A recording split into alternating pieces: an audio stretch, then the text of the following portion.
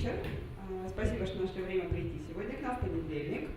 Я вначале, пока мы ожидаем наших гостей, Наталью Коновалову из торгпредства Австралии и Гильермо из университета Монаш, расскажу о том, кто мы такие и что мы сегодня вам готовы предложить. Мы называемся Бюро международных образовательных программ. В июле этого года мы отметили 27 лет. Работаем мы большей частью с англоязычными странами. Австралия – одно из наших приоритетных направлений. Работаем мы с ней с 1994 года. И работаем напрямую, то есть мы прямые официальные представители ряда университетов. То есть в чем заключается сотрудничество напрямую с вузами? Это то, что те цены, которые вы видите на сайте университета, вы получаете у нас, то есть никаких накруток. Мы просто упрощаем вам жизнь и, соответственно, помогаем поступить, решать различные бытовые вопросы, визовые и так далее. В курсе событий, то есть помимо текущего семинара, который мы проводим сегодня, мы стараемся быть активными в сети, устраиваем различные онлайн-вебинары, чтобы охватить как можно больше городов в России и студентов, которые хотят уехать. И, соответственно, различные конкурсы проводим в социальных сетях. Недавно завершился конкурс по Канаде. Скоро близится конкурс по США и по Австралии.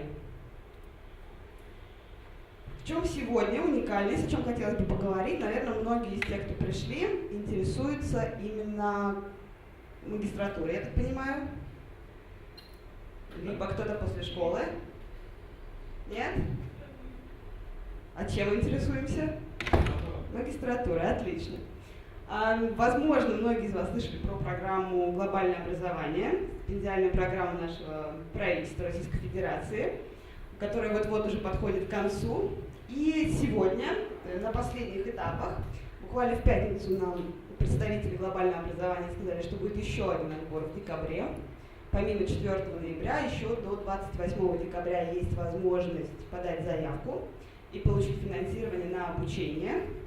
Но в этом случае, если вдруг вы будете успевать к концу декабря, то тут уже нужно рассчитывать на июльский интейк в Австралии. И, соответственно, мы вам что предлагаем? То есть, если вы все-таки хотите туда уехать, есть несколько, естественно, условий о том, что вы должны выбрать аккредитованный университет, коим является Monash University. Вы должны выбрать программу, утвержденную из 5 приоритетных направлений. Желательно, чтобы у вас уже был экзамен по английскому языку, чтобы просто ускорить этот процесс. Вы либо на последнем курсе, либо уже закончили университет, может быть, вы уже работаете, гражданин Российской Федерации и хотите уехать поучиться в Австралии, после вернуться и отработать на одну из 600 компаний 3 года. Здравствуйте, проходите. Итак, что мы вам предлагаем? Бесплатное оформление в данный университет, про который мы сегодня будем говорить, Monash University. Подавая документы через нас, вы не платите регистрационный сбор в размере 150 австралийских долларов. Мы, как агенты, можем заверять ваши документы, то есть наша подпись и печать перед университетом является приоритетом, нежели даже нотариальное заверение. Мы, естественно, проверяем, помогаем вам составлять заявку, чтобы все у вас прошло быстро. Рассмотрение заявки вузом до 3 недель, то есть приемная комиссия ускоряется, дает приоритет студентам, которые идут на глобальное образование. И, соответственно, максимум за 3 недели, чаще это бывает в течение 1 недели, если по оценкам по английскому все хорошо, уже можно будет получить приглашение от вуза. Дальше, если у вас возникают вопросы по программе «Глобальное образование», как составлять сметы, как заключать договор, что для этого нужно. Далее, после того, как у вас уже все оформлено со стороны документов университета и глобального образования, мы вам помогаем с получением студенческой визы. Особенность, если вдруг вы едете с семьей, то для семьи мы тоже помогаем получить визы, консультируем вас. Что еще хорошо в Monash University? У них богатый стипендиальный фонд, соответственно, мы вас также подаем на дополнительные стипендии от вуза. Особенно это сейчас касается айтишников. Предлагается до 6 тысяч австралийских долларов скидка. Соответственно, тоже такое поощрение, чтобы гранта хватило на большее. Если я могу переключить. Что нужно сделать для того, чтобы успеть? Все мы помним про дедлайны 4 ноября и 28 декабря.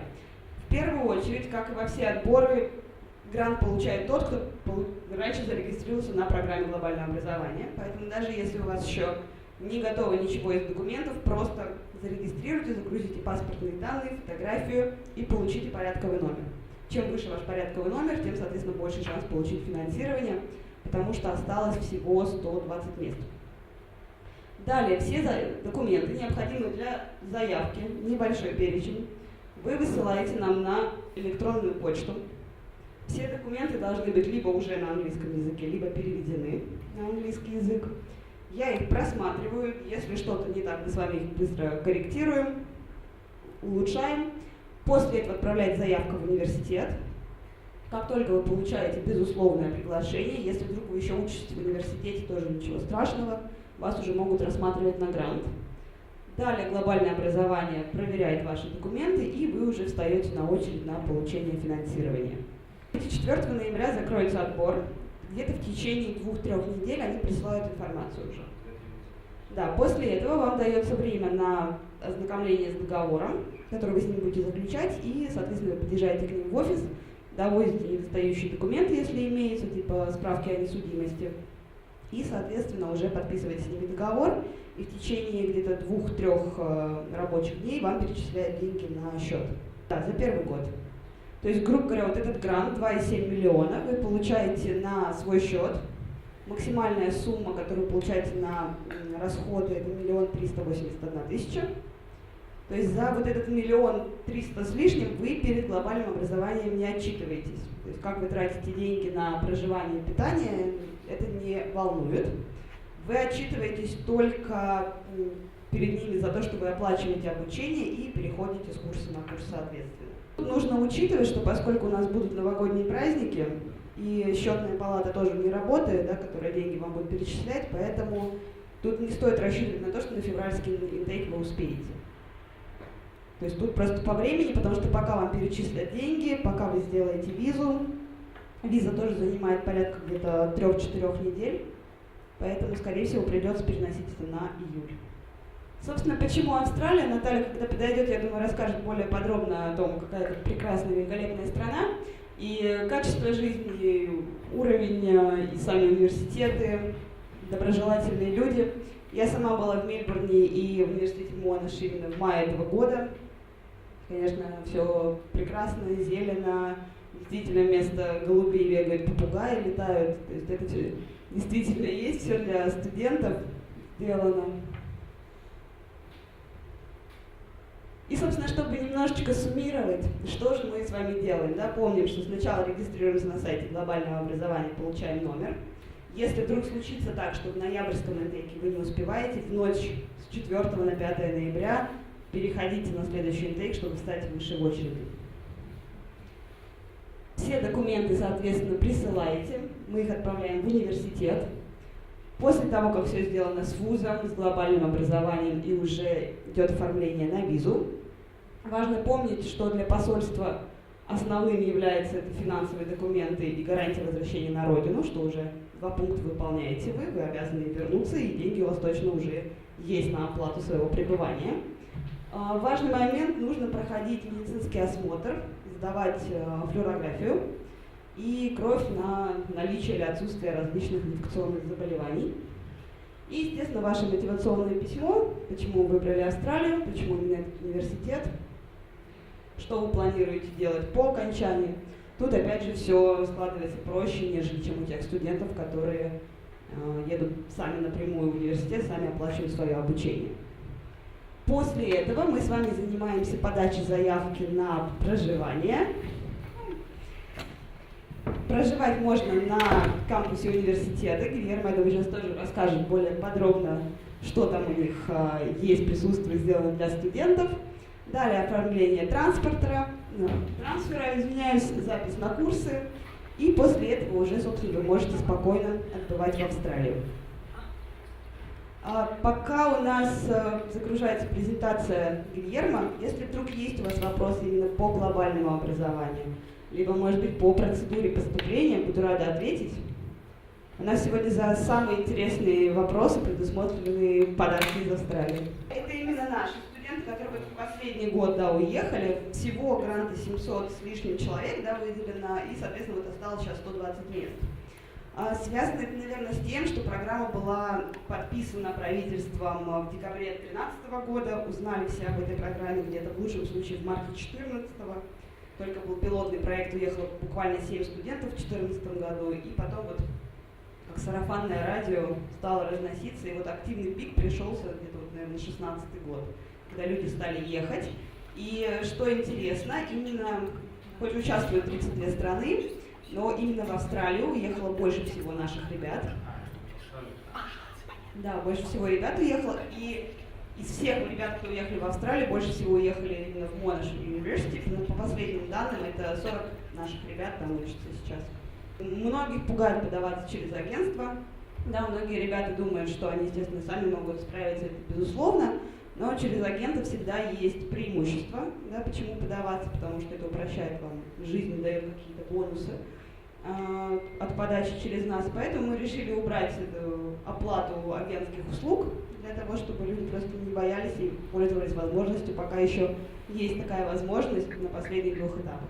Возрастных ограничений нет, то есть тут верхний порог не обозначен. Постановление, которое было подписано в конце 2013 года, оно предполагало, что программа будет длиться с 2014 по конец 2016 года.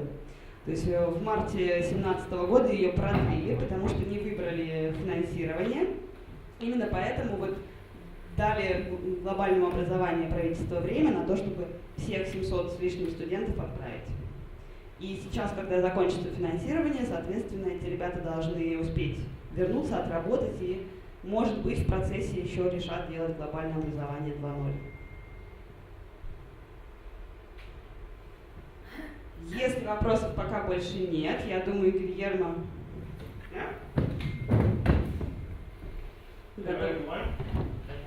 Если нужен перевод, вы скажите сразу, чтобы я параллельно переводила.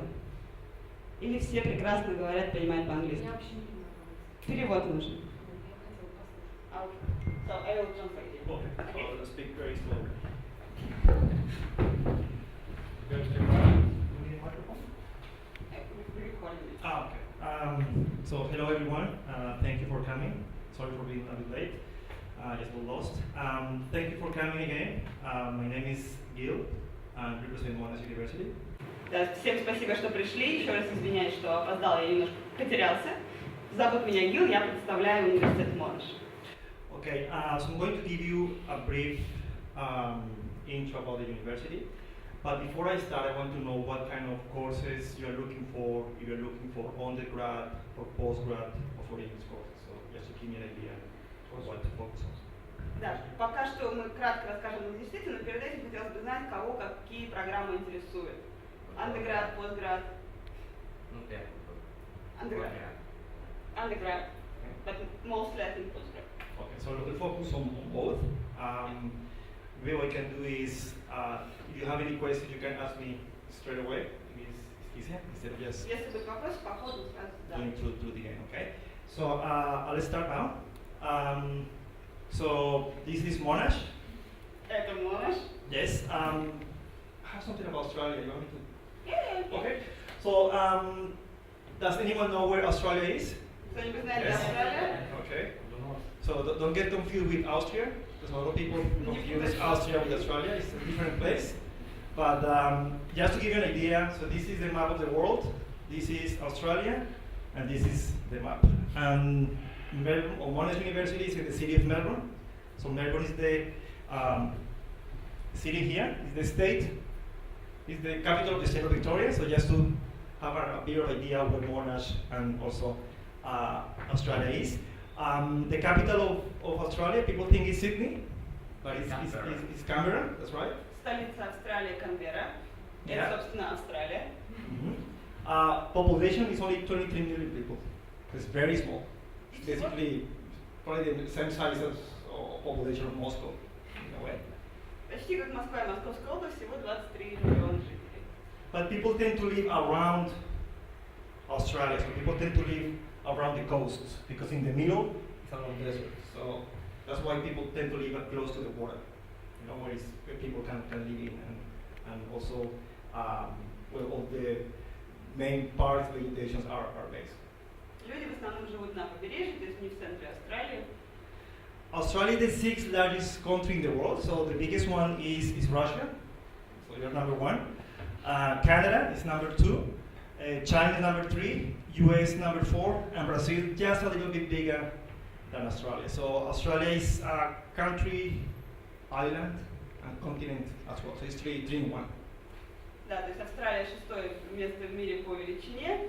Естественно, мы на первом месте, дальше идут страны поменьше. Австралия почти как Бразилия, но при этом это и континент, и остров, и страна три в одном.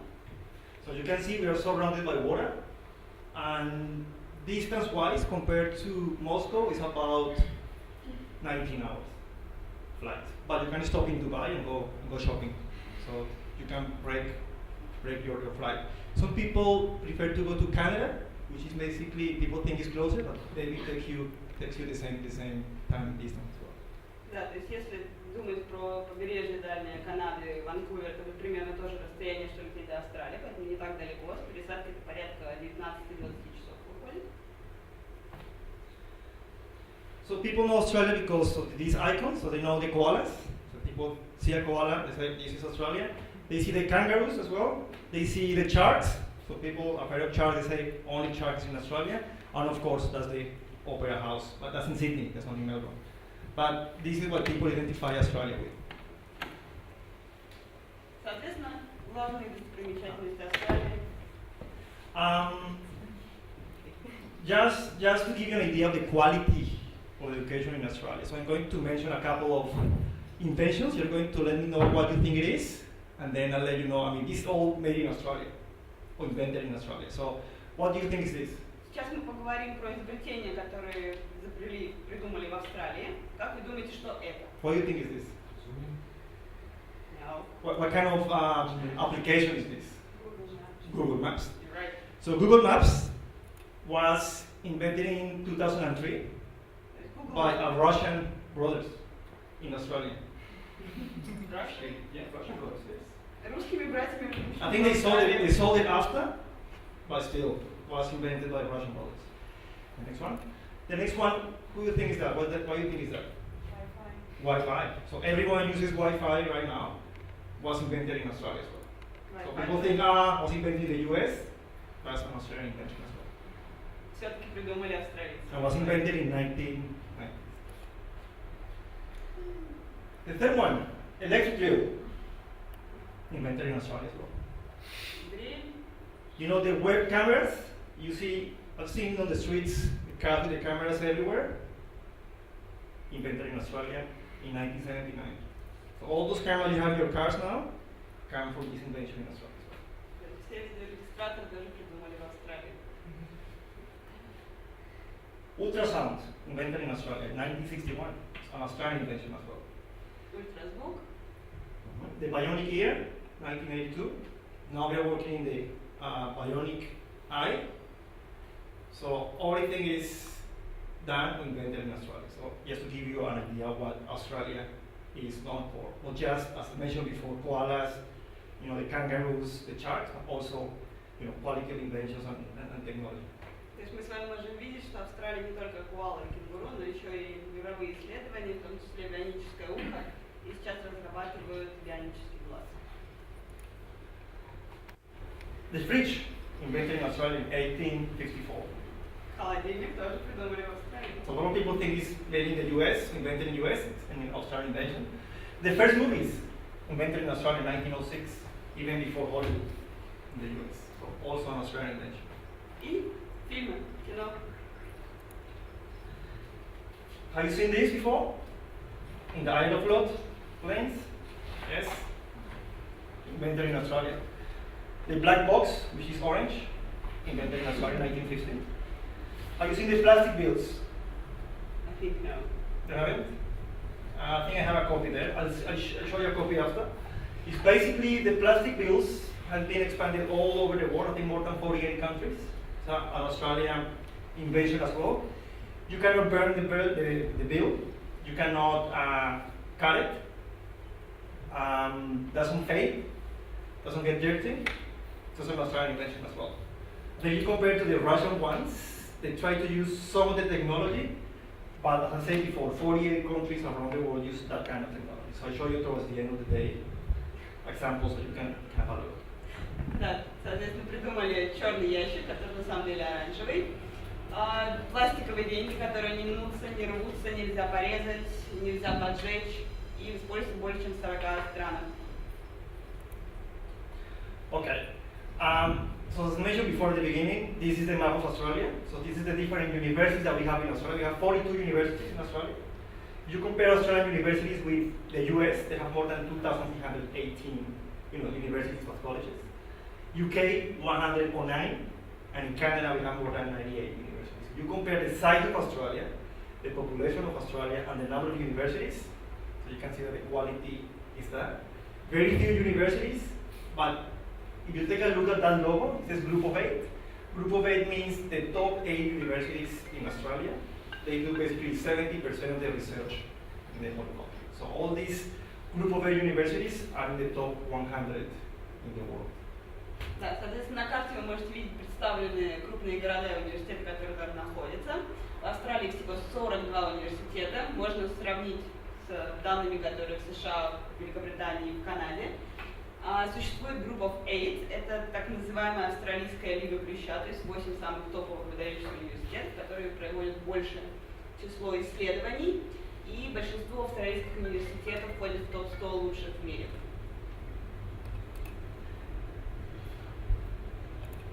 Okay, I'm going to show you a small video of the university so you can have an idea of the facilities, services, very short, and also like an intro of the university before I start telling you about when it was founded and also what kind of courses we offer. Небольшое видео про университет. Yeah. Sound? And Monash will teach you how to think, not what to think. Our academic staff are the best in their fields and are committed to making sure students are empowered to learn and grow while also becoming accomplished communicators. Much of what you learn comes from the brilliant people around you. And at Monash you can be sure that you're surrounded by people who are going to push you and make you learn new things just by being with them. At Monash you'll become part of a huge multicultural student body, allowing you to immerse yourself into different cultures and become a global thinker.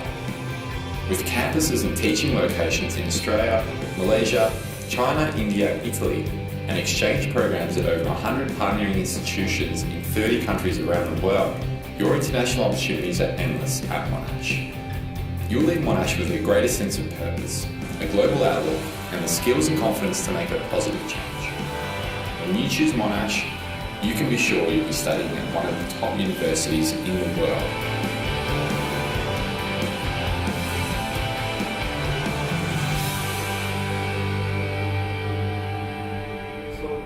Is going to give you an idea of the university. I'm going to elaborate a little bit more, and Christina is going to translate those specifics. Сейчас мы более подробно поговорим про университет, да, просто дать вам такое небольшое вдохновение и представление, что же такое Monash University. So the university was established in 1958. It was a very young university. As I mentioned before, we're in the city of Melbourne, which is the second biggest city after Sydney. It's the second oldest university in the state of Victoria. So when I showed you the map before, the biggest state does the state, and the capital is Melbourne.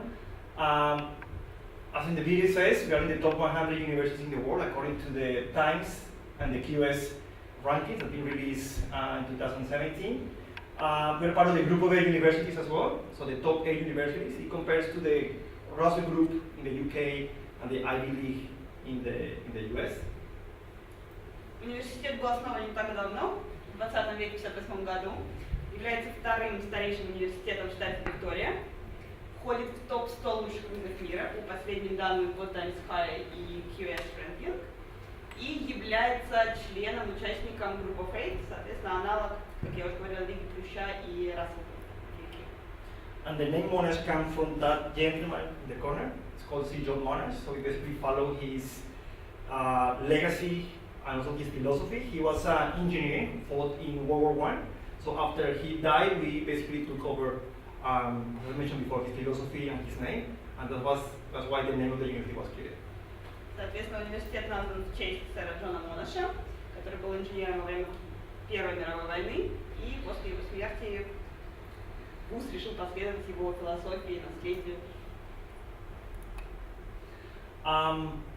one of Australia's largest universities, not just because of the campuses that we have in Australia and overseas, but also because of the number of students that we have. So we have around 68,000 students across all our campuses, and from those 68,000, we have about 28,000 international students coming from all over the world. We even have students coming from Russia. So we have about 35, 40 students in the last 3 years. So just to give you an idea that we have basically people coming from all over the world. Да, то есть один из самых больших австралийских университетов. 68 тысяч студентов учатся на всех 9 кампусах. Из них 28 тысяч международных студентов из почти со всего мира, 170 стран. И наших ребят порядка где-то 65 студентов. Это выпускников. Сейчас учатся 35. 35 in the last 2 years, well, 65 alumni. Да, 65 выпускников, и на данный момент, как я уже говорила, учатся порядка 35-40 студентов из России. Okay, so we have more than 310,000 alumni since the university was basically established. And we have 65 students who are alumni since the university was created, basically.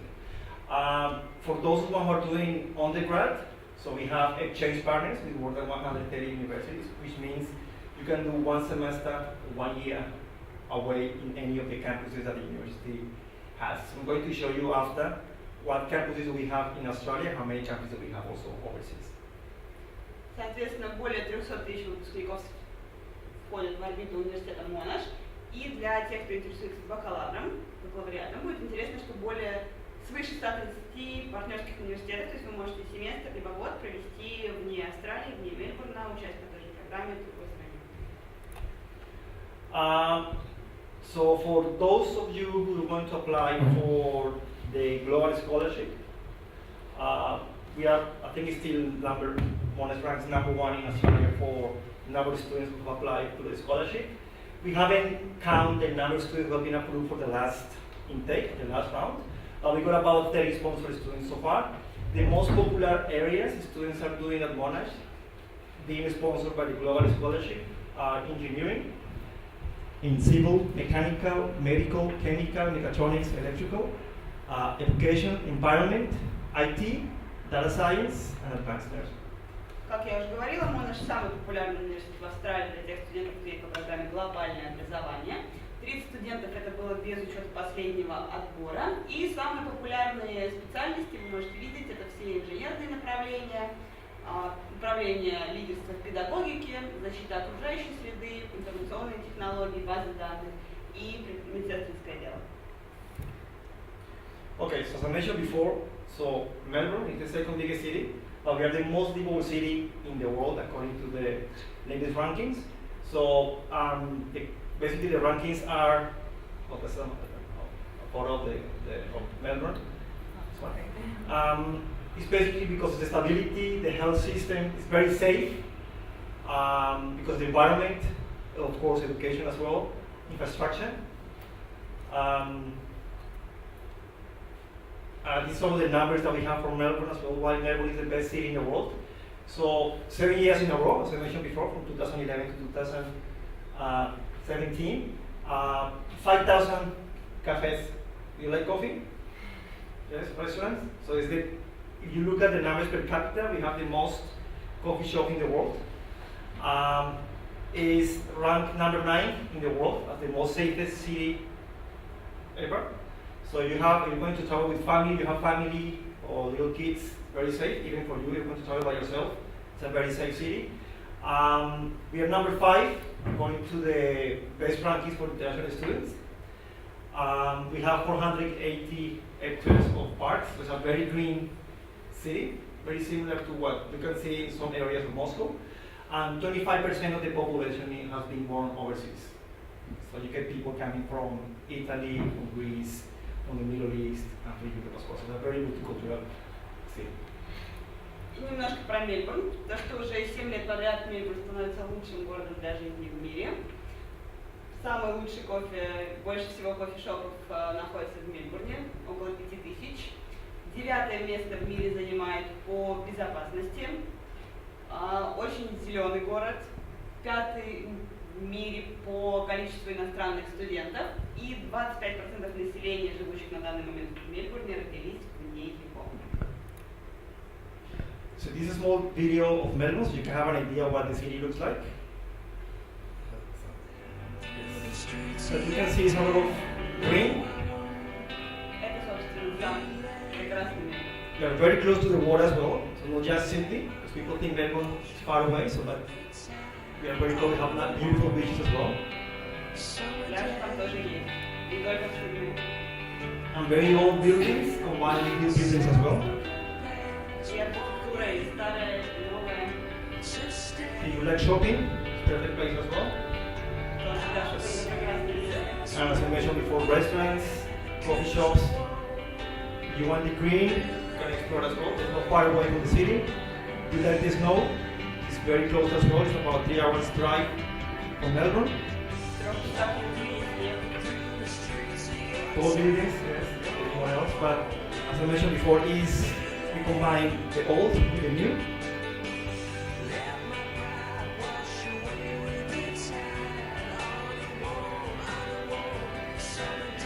A lot of food options as well. Plenty of rivers.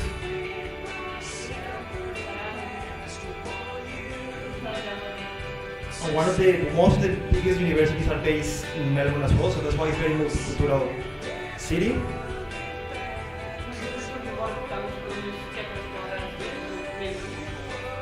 So you like sports as well. Formula One is in Melbourne as well. Surfing championship is in Melbourne. The Melbourne Cup is in Melbourne as well. So there are a lot of sporting events that happen in Melbourne during the whole year.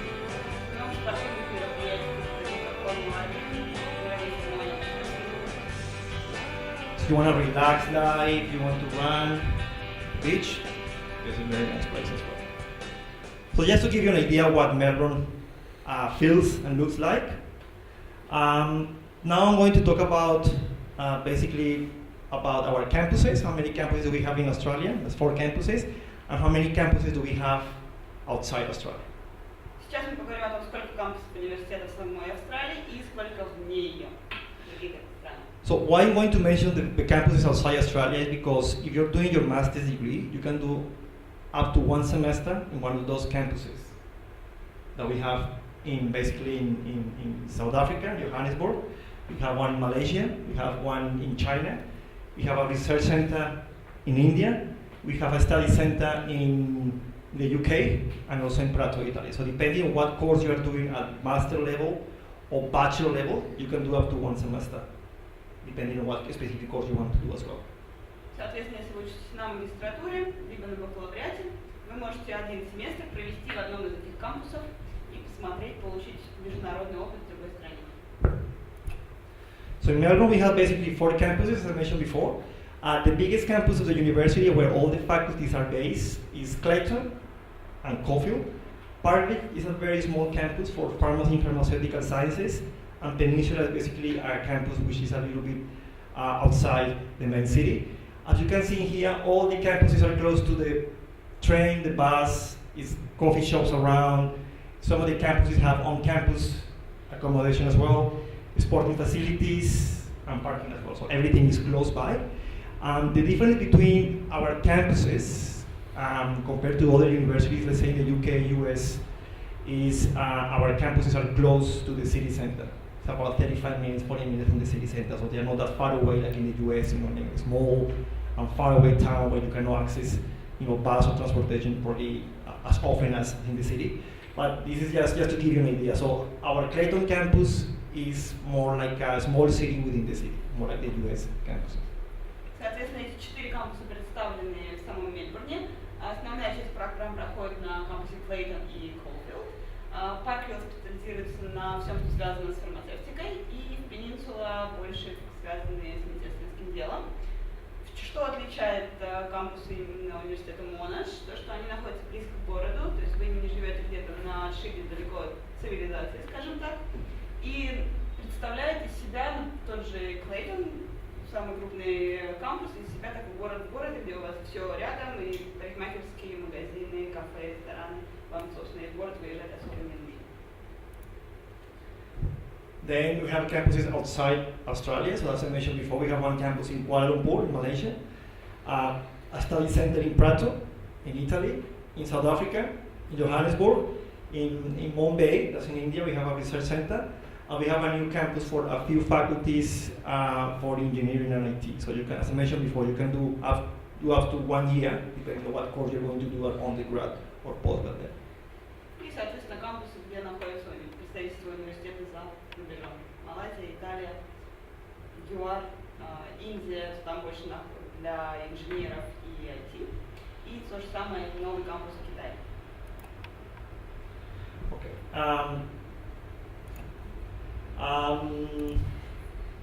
As I mentioned before, this is our rankings. Why it's important to mention the rankings is if you're going to apply for the Global Scholarship Program, they look at the rankings by the university and also rankings by specific discipline or area study. So basically around the world you have 3 rankings. The first one is called the QS ranking, so we rank number 60. Then we have the academic rankings of world universities to be called JATOM. We are number 78, and the Times we are number 80. So most of the scholarship programs around the world, including the Global Scholarship Program, they take a look at the rankings, as I mentioned before, overall, as a whole for the university, and also by discipline, just to establish what courses specific universities can qualify for. Собственно, рейтинги говорят сами за себя. По всем 3 главным мировым рейтингам университет входит в топ-100. Также не забывайте, когда вы выбираете программы, куда поступать, независимо по какой программе, по глобальному образованию, либо сами напрямую, смотрите всегда на предметные рейтинги, потому что, как правило, университет Monash может находиться в том же QS на 60-м месте, но, например, программа по фармацевтике занимает 2-е место в них, чтобы вы имели представление, какого качества программы преподается. This is our rankings by specific discipline, so depending on what courses you want to apply to, this is the rankings. I think Global Scholarship basically focus on IT, engineering, education, environment, and health sciences. So as you can see here, Monash ranks very well, at least in the top 50. So this is very important when you're going to submit your application for the Global Scholarship, just to include these rankings as supported documents as well. Собственно, можно видеть предметные рейтинги именно университета Monash, что важно также и для глобального образования, потому что они выбирают и университеты из топ-200, и программы из топ-300 нет. For any one of you planning to study business, so we are the only group of 8 university in Australia that have the Triple Crown business, which means if you want to do, you finish your degree in Australia, it could be an MBA, a Master of Business, or International Business, your degree will be recognized basically everywhere. So, as I mentioned before, we are the only group of 8 university and the second one in Australia that has this Triple Crown business accreditation. Если вдруг кто-то рассматривает обучение на программах по бизнесу, это, как мы с вами понимаем, не по программе глобальное образование, Monash University, единственный из группы 8, имеет тройную аккредитацию бизнес-школы. Соответственно, ваш диплом будет признаваться фактически по всему. Now, what courses do we have and what we don't have? Basically, we offer everything. We have 10 faculties. The only courses that we don't offer is dentistry and vet sciences. So we offer everything at undergrad level, so bachelor level, graduate diplomas, master's degree, PhDs, and also post-PhDs. So as I mentioned before, we have all these different schools. So we have art and design architecture, arts, business, education, engineering, IT, law, medicine, and pharmacy. Соответственно, в университете 10 факультетов, есть все программы на выбор, кроме стоматологии и ветеринарии. Можно найти на любой вкус себе, исходя из факультетов, которые представлены. Okay, so towards the end, we're going to give you, maybe you have enough, a copy of the course guide, so you have an idea what courses do we have by specific faculty at undergrad and postgrad level as well. Well, as I mentioned at the beginning, so all the programs in Australia are recognized abroad, so overseas. With Monash, we have more than 250 bachelor degrees, so in your case, it depends on what you really want to study. So basically, we covered everything except for dentistry and sciences. At master level, we have certificates, which are 6 months long, master by coursework or research between 1.5 and 2 years long.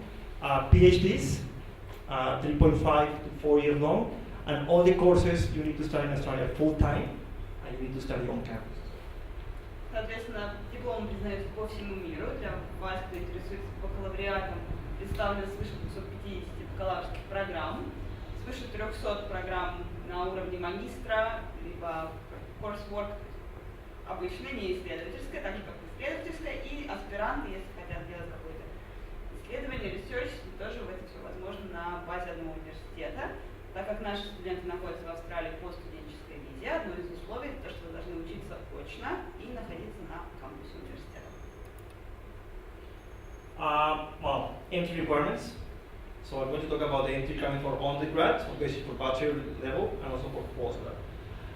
For academic, for undergrad, basically you have your attestat, you can get into first year university. Is that right? Yeah. Yes, just to confirm that. You need copy of academic transcripts in Russian and also in English. You need a copy of your diploma certificate of graduation in Russian and English as well.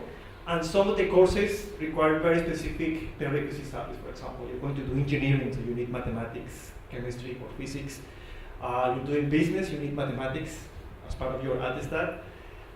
If you're doing, for example, art, you need at least English. Соответственно, для того, чтобы поступить на бакалаврскую программу, нужен аттестат с 11 класс. Либо, если вдруг закончили первый курс университета, тоже можно идти на первый курс университета Monash. Нужны ваши оценки, транскрипты, либо из аттестата, либо за последние 3 года, если вы все еще учитесь и не получили аттестат. Собственно, сама корочка, сам диплом. И по некоторым направлениям, в зависимости от того, на какую программу вы поступаете, вы будете смотреть на отдельные предметы. Если это инженерное дело, то это математика, химия или физика. Если это бизнес, то это математика. Если это гуманитарные науки, то это английский язык хотя бы. Если это вдруг что-то связанное с творческим направлением, то тогда потребуется портфолио. Okay, and the English requirements, so basically you need to sit either for IELTS, so the English from the British English, the UK, or the TOEFL, which is the American English, but you have to sit either of those two.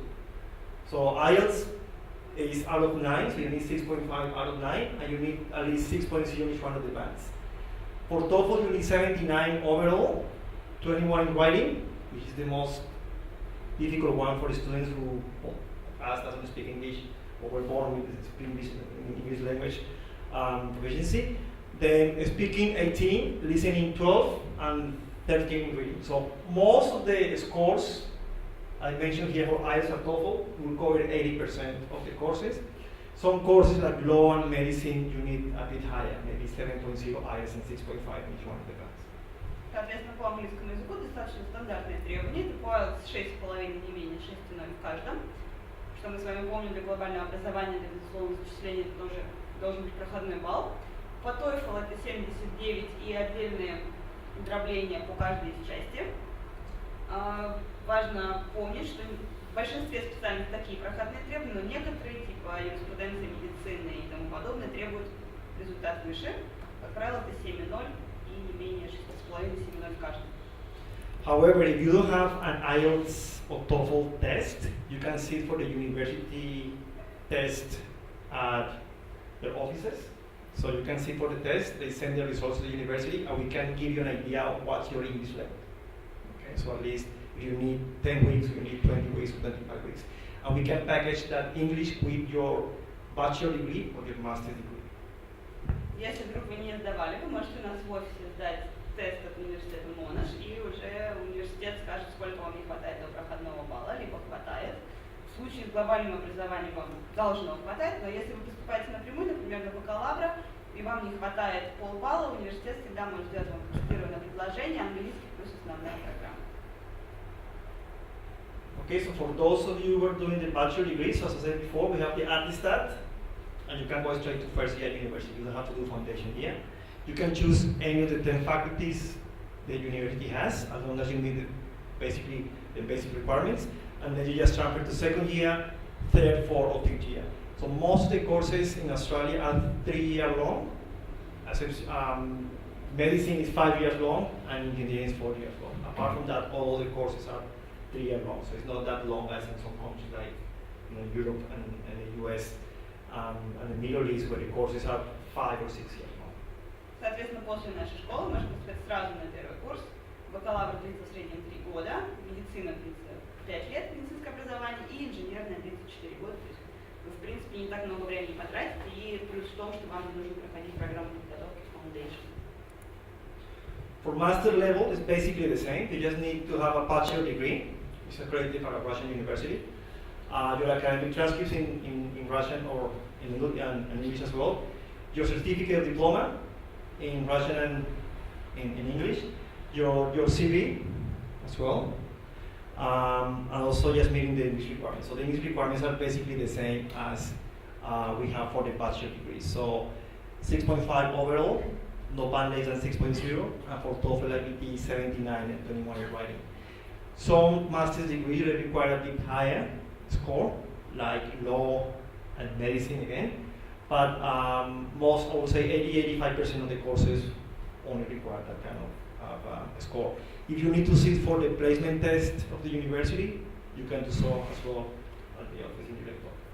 Соответственно, требования для поступления на магистерские программы — это ваша степень бакалавра, ваши транскрипты, чтобы посмотреть ваш средний балл, собственно, сам диплом, ваше резюме и английский язык — это минимальные требования, необходимые для поступления. И тест также можно, если что, пройти у нас в офисе.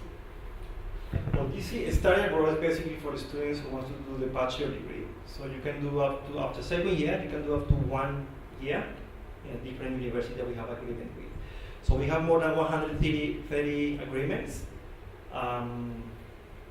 in the world, and you can choose universities from more than 34 countries around the world. Even Monash will give you a study grant. We help you with $2,500 so you can help pay for your living expenses or your flights. And if you want to find out more, I'll give you a copy of the course guide so you can take a look at what university we have agreements with in different parts of the world. Соответственно, для бакалавров на втором году обучения вы можете поехать от семестра до года на обучение в другую страну, в партнерский университет. И университет, они даже помогают вам, они дают вам грант в 2500 австралийских долларов, чтобы вы могли покрыть перелет и какие-то расходы на первое время на проживание в другой стране. Okay, scholarships. Стипендии. So this is very, very important.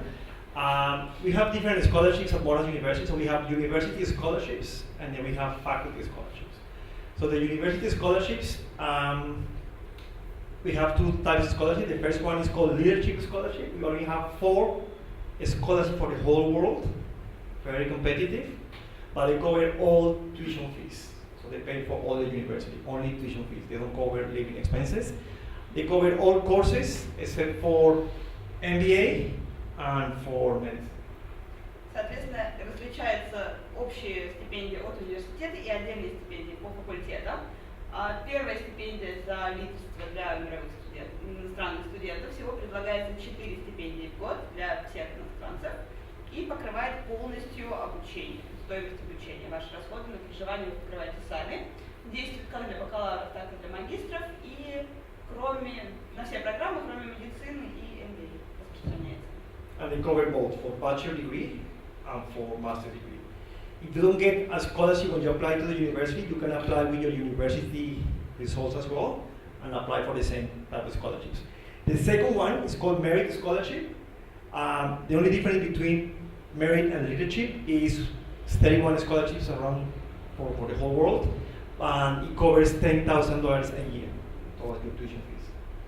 Соответственно, есть еще дополнительные стипендии, их больше, 31 в год выдают, и там, естественно, чуть поменьше грант, это 10 000 австралийских долларов в год на обучение вам делается скидка.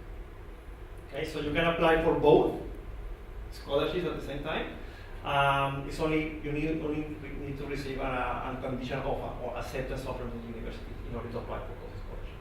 Соответственно, вас сначала должны рассмотреть в университет, что вы проходите на программу по всем показателям. После этого вы можете подаваться на обе эти стипендии, свои документы, заслуги, награды, почему вы должны выбрать, и, соответственно, уже ждать решения. We also have faculty scholarships and also faculty, what we call it, study grants. So these faculty scholarships and study grants, I'm going to give Christina a copy of the PDF, so you can email the PDF to you. Basically, each one of the faculties at the university offer discounts for undergrad or for master level. it ranges from $4,000 for the whole master degree up to $6,000 per year. So you're doing a master degree of 2 years, you can get a $12,000 discount. You're doing 1.5, so you get the equivalent of the discount. But all the faculties offer, as I mentioned before, between 4,000 up to 6,000 per year, or for the duration of the master degree or bachelor degree. Да, после этого всем заинтересованным, естественно, высшим и тех, кто нас смотрит, PDF с стипендиями от каждого из факультетов максимально предлагается от 4 до 6 тысяч. И, соответственно, если вам дали такую стипендию, то, например, вы учитесь в магистратуре 2 года, соответственно, у вас общая скидка 12 тысяч. Well, now I'm going to show you a very short video. So, as I mentioned before, the main campus of the university are Caulfield and Clayton. So this is more like a drone footage of the Caulfield and Clayton campus. You can have an idea of how the campus looks like and how big are the campuses. It doesn't have sound, so don't worry about it. Okay? Это будет сейчас съемка с квадрокоптером, чтобы вы понимали, как выглядит кампус университета. So this is the Caulfield campus. I think Christina has been in that campus as well. Yeah. This is the Clayton campus. So this is basically on-campus accommodation. As you can see, all the labs are based at the Clayton campus, which basically holds all the labs for engineering, IT, and science. This is Caulfield campus as well, mainly for the faculty of business, art and design, and a few courses in arts. This is Clayton again. So as you can see the city at the back. So it's not that far away from the city center. This is Caulfield. This is Clayton. So you have the pathway courses as well. It's close to the city, about 40 minutes. We have parking facilities. We have sporting facilities as well.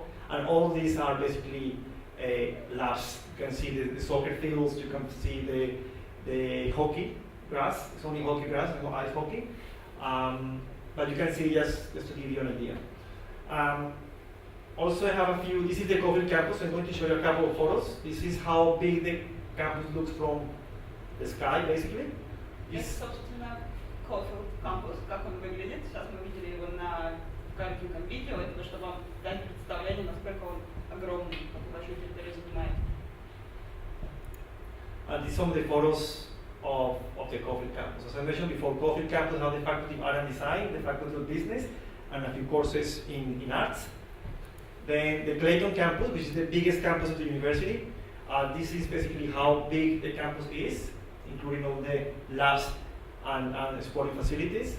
And this is some of the photos you can see of the labs that we have on campus. So some of the labs are unique in Australia and also unique in the southern hemisphere of the world. Собственно, на Клейтоне находится большее количество лабораторий и факультетов.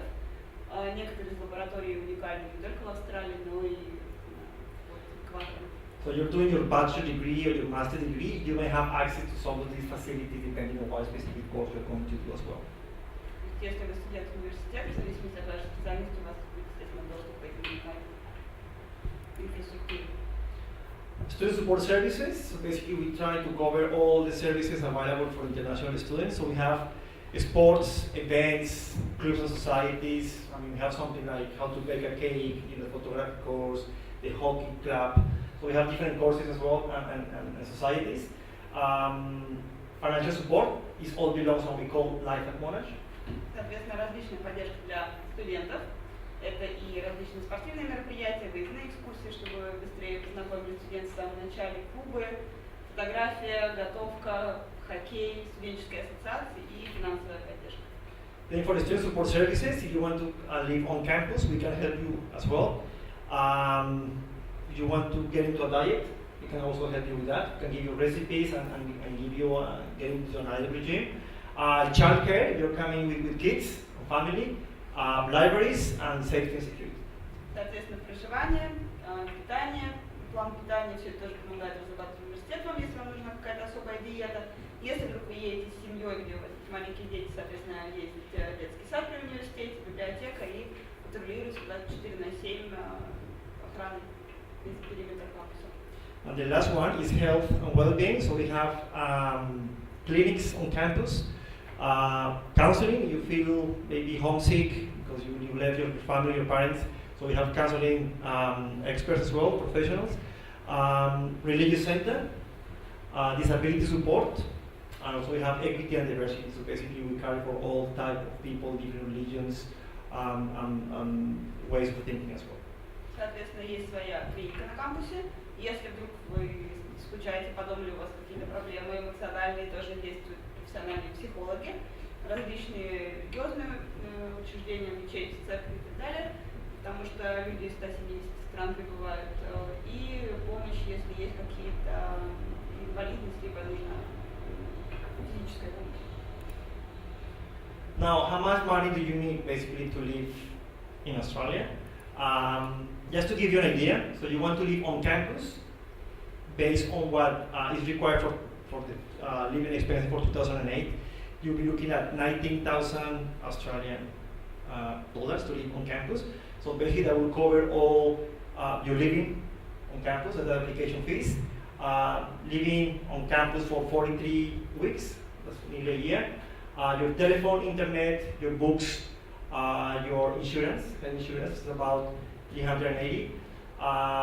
Host of residence meals, you want to include meals as part of your living expenses.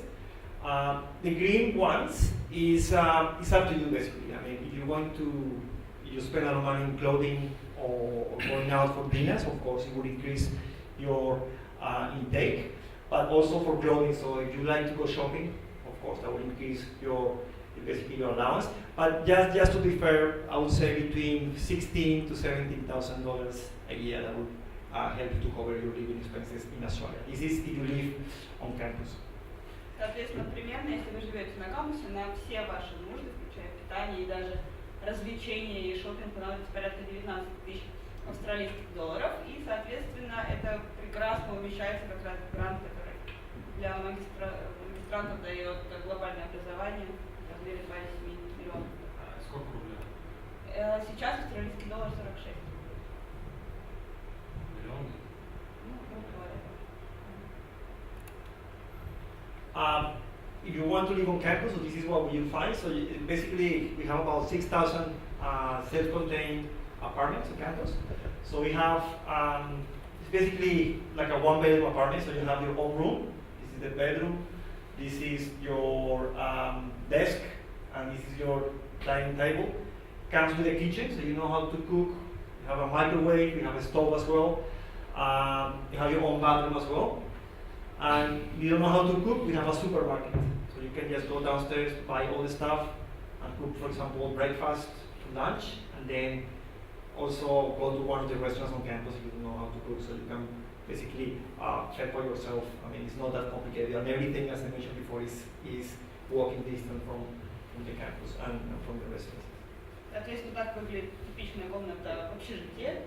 Стандартный набор: кровать, стол, шкаф, своя небольшая кухня, своя ванная. Если вдруг вам захотелось что-то приготовить, допускайте, или заходите в местный супермаркет на кампусе, покупаете себе еды, либо идете в один из многочисленных кафе и ресторанов, которые также в шаговой доступности. If you come with family, we have 2 and 3 bedroom apartments as well, but these are very few on campus. So if you want to apply for those ones, you need to apply with an offer. Соответственно, если вы едете вдруг с семьей, также есть проживание и для семейных пар. Но нужно подавать сильно заранее, потому что всего несколько таких опций. Then if you want to live off campus, or you want to live by yourself with some, let's say, 2 more people, so this is the cost that you incur. Remember, the green boxes is basically extras. So you can, for example, you want to buy clothes, or you want for entertainment, or meals, or of course you have to buy furniture and kitchen appliances, so we'll add up. But if you compare the off-campus compared to the on-campus, it's pretty much the same. So you need between $16,000 to $19,000 to $20,000 a year just to live on campus. This is in Australian dollars, which is much cheaper to the US. Это, соответственно, если вы будете проживать вне кампуса, естественно, не один, а, например, еще с 2 другими студентами, собственно, примерно в то же самое выйдет, но вы должны помнить, что вам придется покупать мебель, посуду и так далее, потому что, как правило, сдаются пустые квартиры, не оборудованные в июле. Thank you. Спасибо.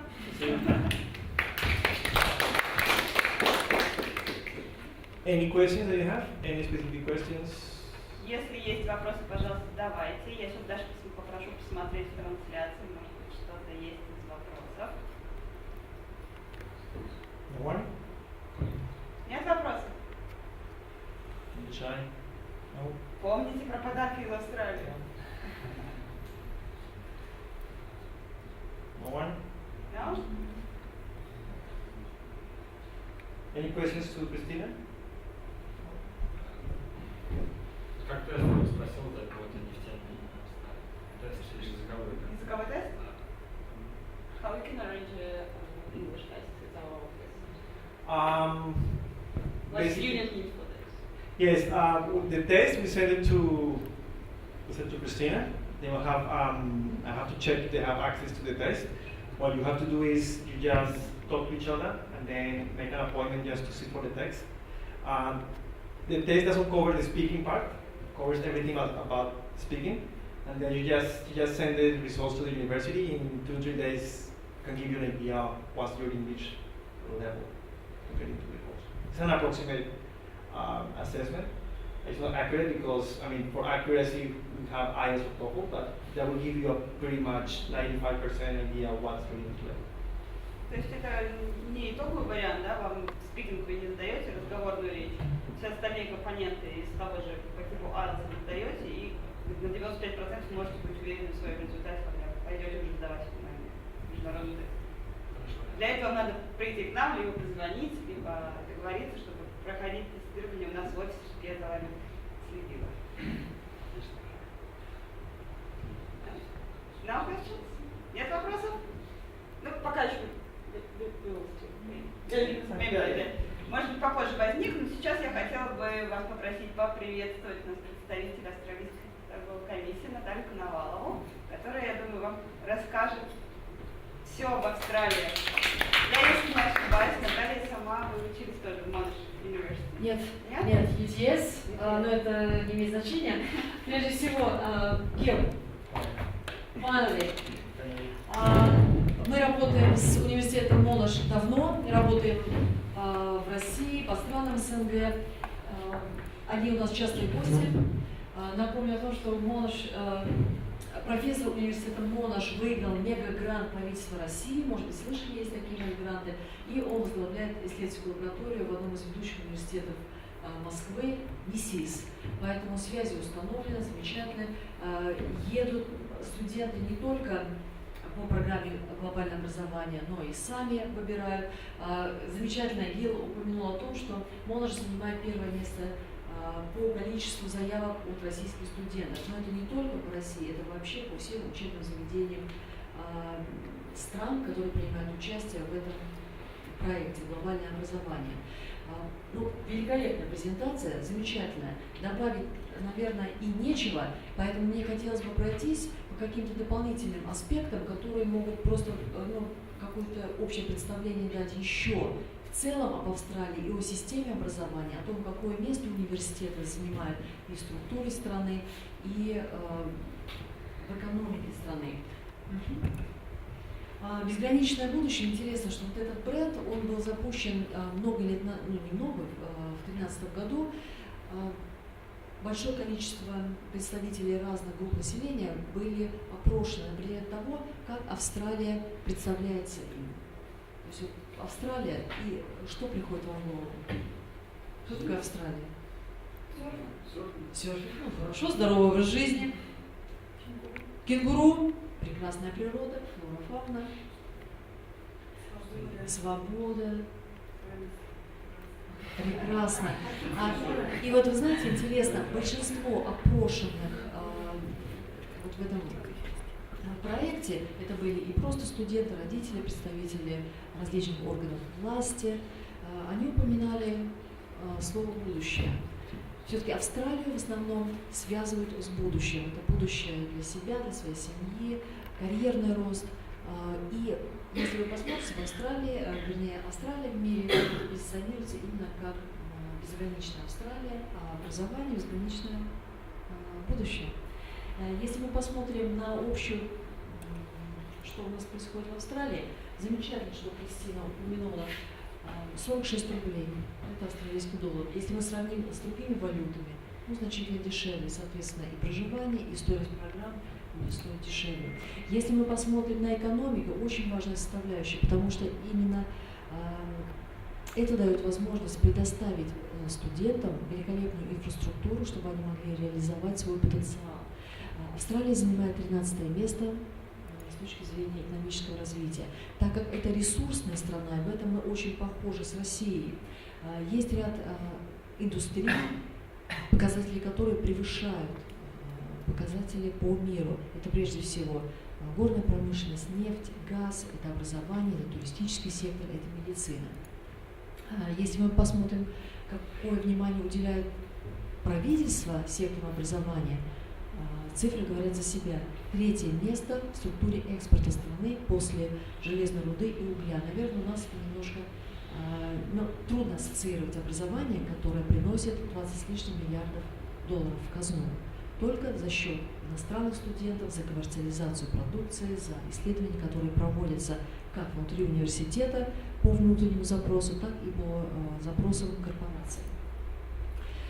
Как следствие, количество студентов в Австралию неуклонно растет из года в год. Австралия занимает 3-е место в мире по количеству студентов после Америки и Великобритании. Но мы помним, в Австралии 23 миллиона населения, страна немножко удалена, скажем, от центральной части.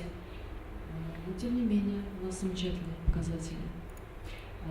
Если вы посмотрите количественное исчисление, вот это только за последние годы, но эта тенденция положительная, она, наверное, уже за последние 10, даже, скажем, больше 12-13 лет не меняется. Количество продолжает расти студентов в Австралии. Почему Австралию? Если мы, наверное, суммируем все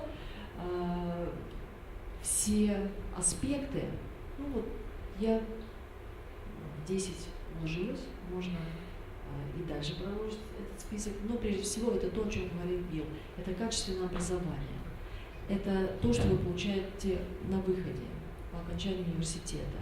Это то, как вы можете себя реализовать, как быстро вы найдете работу, как вас защищает университет, как вы можете менять свой план работы, как отметил Билл, вы можете учиться на кампусе, вы можете выехать на какие-то модули, вы можете брать какие-то дополнительные предметы, и у вас, скажем, будет 2 специальности по окончанию университета. И давайте посмотрим, что интересно по квалификационной системе. Вот это та единая квалификационная система, которая была запущена в Австралии много лет назад. Австралия одна из немногих стран, которая первая обратила на это внимание. Сейчас и правительство России, и других стран идет по пути выстраивания системы стандартов, компетенций. Вот так выглядит система образования. Как сказал Билл, замечательная. По окончании школы можно либо напрямую поступать в университет, либо, скажем, есть другие пути, но тем не менее вы все равно закончите университет. Все зависит только от ваших устремлений и стратегий. Университеты. Очень много информации было сказано Биллом о качестве университетов. 6 университетов, а мы помним, что их всего 41 в Австралии, входят в топ-100. Это мы взяли только 2 рейтинга. Если мы посмотрим на всю систему образования, она входит в топ-10 в мире. И если мы посмотрим по дисциплинам, великолепно отметил Билл, рейтинги – это все очень здорово, но вы все-таки должны смотреть на свою программу, что вам нужно получить на выходе. Знания, опыт. Если вы выбираете какое-нибудь горное дело, конечно, вы можете пойти в какой-то топовый университет, но вы должны быть уверены, что именно эта программа там преподается на должном уровне и с возможностью получить опыт работы и так далее. То есть все-таки это дисциплина, это предметы. И вот ряд предметов особенно отмечается в различных рейтингах международных. Это и гуманитарные направления, медицина, инженеринг, физика, социальные науки. Но здесь я не буду останавливаться. Гел уже рассказал вам о пенициллин, коммерциализация. Это черный ящик, бионическое ухо. Если мы посмотрим в табле равных Австралия какое место занимает, опять же, мы отталкиваемся от того, что Австралия небольшая страна, небольшое количество университетов. Из этих 41 университета, 39 государственных, включая Monash университет. Очень жесткий контроль за качеством. И, тем не менее, посмотрите, 15% австралийских вузов входят в топ-100. Гил говорил о том, как защищают студентов, какое количество сервисов им предлагается. И это все, опять же, регулируется государством, правительством Австралии. Есть такой законодательный акт, закон, который защищает права иностранных студентов. Это значит, что если вы недовольны программами, сервисами, если по какой-то причине вашу программу закрыли, скажем, остался один студент, все, остальные по какой-то причине не смогли закончить, продолжить обучение, вам либо предлагают перейти в другой университет, либо, если вы не согласны, вам возвращают стоимость вашего образования. Это очень важно, потому что, что бы ни случилось, гарантированно вы получите компенсацию, если что-то не подходит. Ну, давайте без микрофона. Был отмечен следующий аспект. Признание квалификаций. Дипломы австралийских вузов признаются во всем мире. Они признаются и в России. Посмотрите, наша федеральная служба по надзору в сфере образования признает дипломы вот этих университетов, включая Monash University. Recognized by the Russian government. Yes. Почему Мельбурн? Очень много информации. Гил поделился с вами.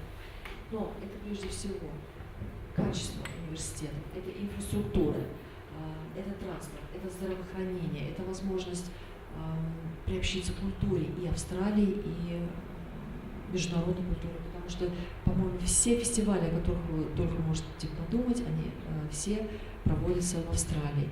Это и гонки формула, это и модные показы, фэшн-дизайн, это и теннис. Дальше, пожалуйста. 6 из 50 городов австралийских входят в число лучших, самых комфортных для проживания городов, и Мельбурн занимает пятое место. И еще немаловажный факт. В Австралии студенты имеют право работать 20 часов в течение 2 недель. Конечно, это не позволит вам покрыть стоимость обучения, но самое главное, вы получите опыт работы. А это как раз то, что ценится работодателями. Как быстро вы включитесь в работу, в социальную жизнь, как вы владеете английским языком, насколько вы позитивны, насколько вы активны. Вот это именно ценится. Запись вашего резюме, что вы делали, как вы делали, чем вы занимались в Австралии, кроме того, что вы просто учились. И в Австралии все работают. И вы защищены правительством, как иностранный студент, вы получаете только официальную зарплату, на вас заводится номер налоговой инспекции и так далее. То есть все очень-очень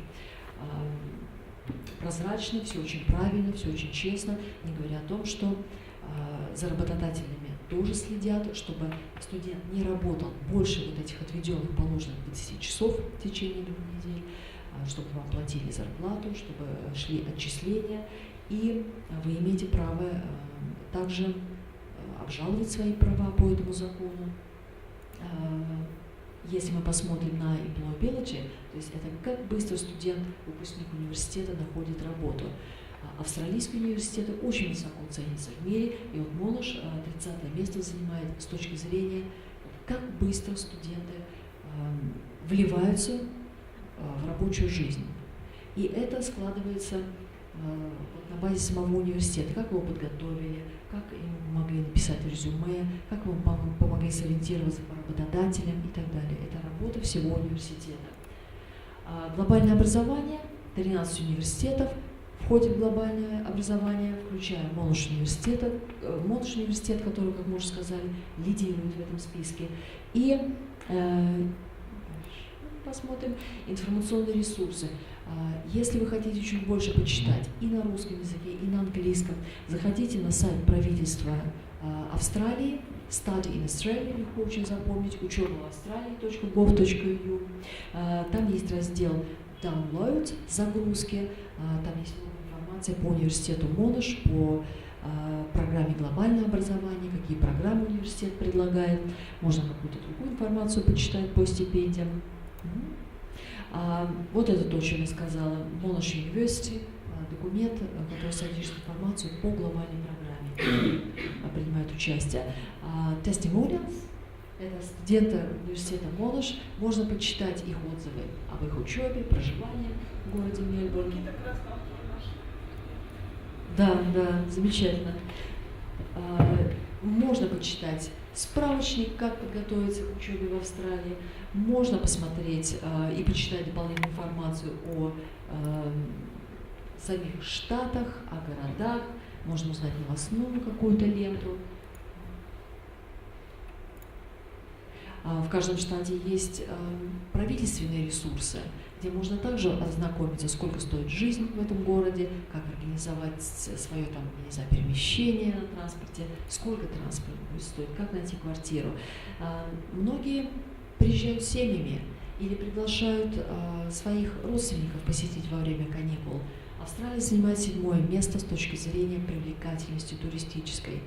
Все спокойно, все безопасно. Эту информацию также можно почитать на сайте и правительства Австралии, и штатов. Все виды отдыха, безусловно, кто хочет кататься на лыжах, есть такая возможность. И серф, и есть парки, и есть леса, не только пустыни. Что касается виз, ваш главный источник border.gov.au. Там вся информация по визам, какие нужны документы. Если какие-то возникают вопросы, у вас есть агентство Direct Talk, которое вас проконсультирует и расскажет, как это все сделать. Виза у нас сейчас одна, 500-я студенческая. В принципе, можно разобраться, можно почитать, как это все организуется. Вот так это выглядит сама страница, где можно почитать информацию о студенческой визе, какие налагаются обязательства на заявителя и так далее, как вы организуете свой личный ящик. В общем, можно разобраться, можно, если есть желание. Спасибо. Если какие-то есть вопросы, и самое главное, если вы созрели и какие-то вопросы хотите задать Киру. Можно вопрос один? Как слышал в новостях, где-то недавно, год назад, что стало сложнее получить визу в Австралию. Знаете, да, вот слухи — это страшная вещь, потому что в пятницу у нас был очень большой семинар со студентами, с агентами, с представителями университетов, и выступали представители визового департамента, потому что я немножко в другом подразделении. И официально они заявили, 9 из 10 виз получают наши студенты. То есть если вы правильно оформляете визы, если вы правильно подаете документы, то в принципе у нас нет проблем с визами. И говорить о том, что ужесточили, я не вижу. Я не чувствую этого. И информации от студентов мы такую не получаем, и от агентов тоже нет. Но Кристина может здесь прокомментировать, как агент, вот когда они подают на визу в Австралию. Есть какие-то вопросы? Единственное, что ужесточилось, это то, что касается долгосрочных курсов английского языка, потому что, как сказал визовый департамент, что Австралия сейчас не хочет рассматривать иностранных студентов, как это было несколько лет назад, как образование, путь к миграции. То есть правительство страны хочет получать, что вы едете действительно за образованием, и это ваша реальная цель. То есть вам главное это объяснить, показать, чтобы все было доступно и прозрачно. Визовому офицеру, который читает ваше дело. Именно поэтому, как я говорила в самом начале, одно из важных самых документов, да, это ваше мотивационное письмо, чтобы вы объяснили, зачем вам нужно образование, полученное в Австралии, как вы его сможете применить в случае чего на практике в России. То есть это уже образование не будет миграции? Да, то есть вы должны ехать именно за обучением, да, а не для того, чтобы сделать такой мостик. Если вы хотите мигрировать, то подавайтесь на трудовую миграцию. Да, это как раз. Еще второй вопрос, скорее Киру, касательно... Question for you. Just a little question regarding the competition between who apply for studying in the university. How hard is it to get to your university? How many people apply for one place? Well, basically, it depends on what specific course you want to apply. Just to give you an example, if you want to apply for medicine, it's only like 65 places for the students coming from outside Australia. But most of the courses, don't have any specific cap. So as long as you meet academic requirements, the ones I explained, and the English requirements, you get a place. So it's the cut-off score. It's nothing else on top. It's competitive based on your final score, but the scores are based on what a specific program looks for a specific GPA or mark. As long as you meet that specific score, you are basically into the university. So the most important thing is you need to meet academic requirements and English requirements. That's all. Я переведу. То есть для медицинского факультета есть ограничения, берут всего 65 иностранцев со всего мира. На все остальные специальности вы можете без проблем поступать, если у вас выполняются академические требования, то есть средний балл по всему диплому и по определенным предметам в зависимости от направления, и по английскому языку. То есть верхней границы нет. Если только вы выполнили эти требования, вы, соответственно, можете поступить.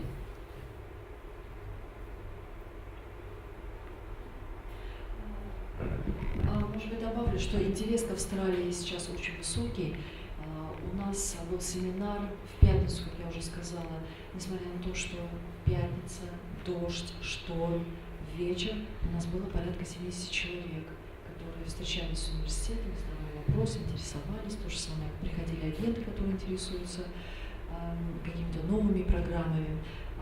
В субботу мы выступали в рамках выставки Begin Group, и общее количество посетителей превысило, конечно, все ожидания, там больше 4000 человек, по-моему, было, и очень-очень много студентов подходили к нашему австралийскому стенду, больше, чем в прошлом году.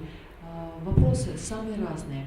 Но по Москве, наверное, больше всего интересовались инженерными направлениями, IT, конечно, менеджмент, финансы. В Санкт-Петербурге мы были вчера во время выставки. Интересно, больше было вопросов, касающихся таких творческих направлений. Это дизайн, это архитектура, это киноиндустрия, это фэшн. И все нашли программу в Австралии, потому что спектр этих программ, кажется, вообще не ограничен. Более того, в Австралии большое количество так называемых непрофильных магистратур. Это значит, что если вы хотите поменять немножко свою специальность, или совсем поменять, или расширить свои знания, то есть такая возможность, есть такие магистратуры. Единственное, нужно внимательно смотреть, какие требования предъявляются. Требуется ли, чтобы у вас все-таки было основное образование вот в этой индустрии, требуется ли опыт работы. Но есть такие направления, где это не требуется. Предполагаю, что если у вас есть законченное высшее образование, вы человек с определенным набором знаний, компетенций, умений, и вы справитесь с этой программой. Есть еще вопрос? Какой специализации можно местной жизни поступать в университет и как потом в школе будет работать в Австралии? Место. Very interesting question. Yeah. What is the most popular courses of specialization for Australians, for local students? For local students, bachelor level or master level? Бакалавриат или магистратура? It doesn't matter. I would say engineering. Инженерное дело. Yes, or arts. You know, arts could be humanities or social sciences for Australian students. Гуманитарные науки. And health sciences as well. Education as well is very popular. Public health education. Медицина, здравоохранение и образование. И как они потом находят себя в этом Австралии? Is it easy for local students to find a job after university? Most students will find a job. One, because they are local students. Also, they have the connections. So they do a lot of internships. As part of the internships, they know people from companies they have to do the internships with. So they end up finding a job at the end. But like any job anywhere, is very competitive, and you need to sit for an interview, and you do it very proactive as well. Да, большинство, естественно, находит, потому что, во-первых, они местные, да, у них есть связи с индустрией, и когда вы проходите стажировку в университете, то есть вы местный иностранный студент, вы все равно знакомитесь с работодателем, и если вы себя зарекомендуете, вас, естественно, призовут на работу. А сколько такая же? Да, вы говорили, что определенное количество иностранных студентов квота. То есть местным жителям легче получать свое место. Мы говорим именно про медицинский факультет. Именно там существует квот. Не на все остальные специальности. Да, медицинский, естественно, туда отдают предпочтение местным жителям. Для местных жителей. Is it the difference in tuition fees between for local students and for international? At the moment, it's a difference. Just to give you an example, for a bachelor degree, could be between, for international students, could be between 28,000 to 39,000 Australian dollars. For domestic students, they pay about 7,000 to 8,000 dollars a year. But these things will change eventually in the next years. Students' fees are going to increase about 60%. So won't be as expensive as international students, but will be a bit more expensive. However, local students can apply for their own fee help, and they have fee help schemes that they have to pay back only for bachelor degree. For master's degree, the cost is pretty much the same.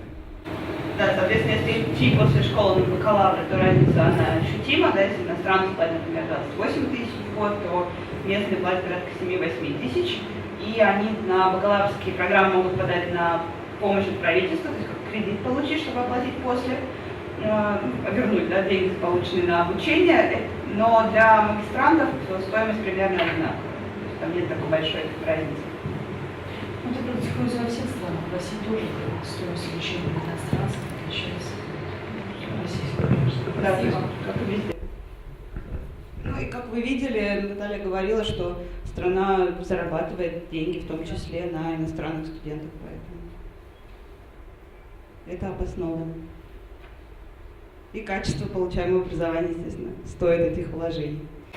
Сейчас во всех странах образование – это экспорт. Вопрос к вам. Как коллега, скажите, пожалуйста, вы занимаетесь только студентами или, может быть, школьники, какие-то программы для школьников? Да, нет, мы занимаемся всеми уровнями образования, начиная от языковых курсов, среднее образование, бакалавры, магистры и аспиранты. Да, то есть все это мы делаем, просто сегодня мы говорим именно про университетское высшее образование, поэтому если будут вопросы, буду... Да, есть контакты, будем рады ответить на ваши вопросы. Если вопросов больше нет, я думаю, мы сейчас решим, кто задал самый интересный вопрос. We need to decide about the most interesting question because you have two prizes. Two prizes. You need to decide. I have to decide. Yeah. How many people ask questions? May I suggest, Yeah. just as an idea, what if you ask a question? Based A on couple of questions based on... Ой, да, давайте поступим правильно. Так, Гил сейчас задаст два вопроса, основываясь на своей презентации. Кто знает ответ, поднимайте руку. Кто правильно ответит, получит приз. What are the only two disciplines Monash do not offer?